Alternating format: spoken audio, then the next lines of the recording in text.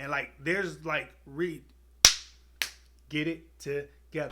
Peace and blessings, family. What's up with all the daydreamers out there? Please live it. Don't stick to this thing, man. So we got a totally different camera setup going on right here, guys, man. Typically, I would use my G7X to film, and I've decided to kind of set it down right now. Matter of fact, let me go ahead and say this. The bulk of all the videos you guys have seen has been shot on the G7X Canon, but I wanted to sit it down. I wanted to see what things look like on my Canon 550D, man, just to see how things are going with that, just to kind of compare and contrast it to the G7X. And just to let you guys know, if you're curious, I'm shooting on a 24mm lens. I just want to try out something. Why not? Let's throw it on there. Let's see what we get. Go ahead and throw the split screen up there so you guys can see the difference, and I would love to hear your opinions down in the comment section, of course.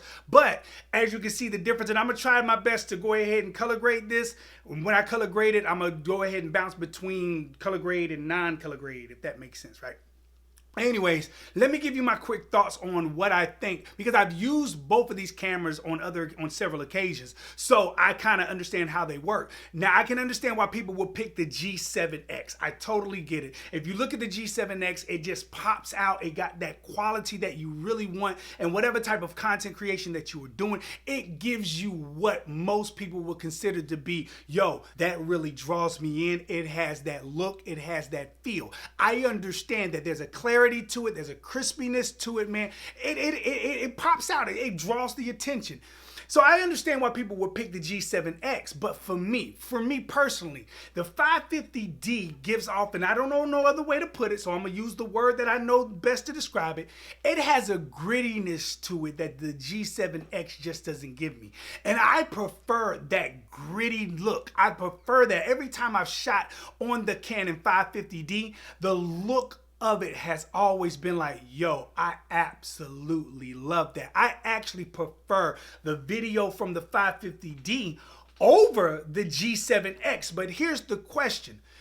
Does the look of this fit the content that I create? That's the question that I am asking myself. Like, I want to try this over time and see, how does it fit? How does it feel? Does it change certain things and aspects in the way that I present? Will it change the way that I shoot? Will it change what I add as far as B-roll? Because I plan on adding B-roll. How will using the 550D in comparison to the G7X, how will it compare and contrast? And I can only find that out if I use it, right? But I'm telling you right now, just on look, the grittiness of it, it just gives me a different emotional attachment to it. For me, it does. For you guys, it might be a little different. But let me say this before I close out, because I do need to say this when it comes to the quality of what we create, why we choose the cameras we choose, why we choose the looks that we choose and everything like that. And I've been on this kick for a minute, but I just want to end it on this.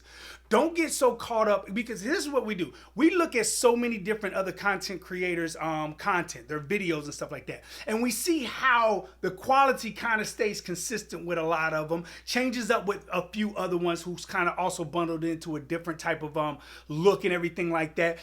And we kind of fall into certain categories of looks, right? And we see those things as standards, right?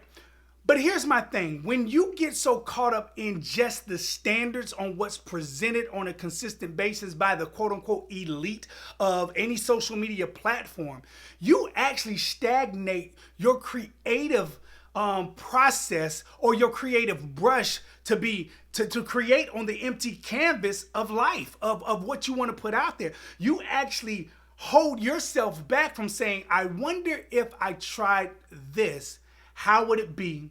And you throw it up there and you try it. If you're always comparing it to, well, if this content creator or this movie producer or this music editor or this beat maker sounds like this, and if I don't sound like that, I won't be able to be a part of the crew. Create your own lane, create your own look, create your own sound, create your own vibe, create your content. So let me end it on this. The content you create is from you. Everything else is the supporting cast, but does it support you like it should? Does it intertwine and weave in there? Is it manipulating the change to be something you don't want it to be? Or is it supporting the change to get you to where you want to be with it, man? Always remember, man, dreams are meant to be lived, not slept through, man. Let's get up. Let's get to work. Much love and respect. Peace.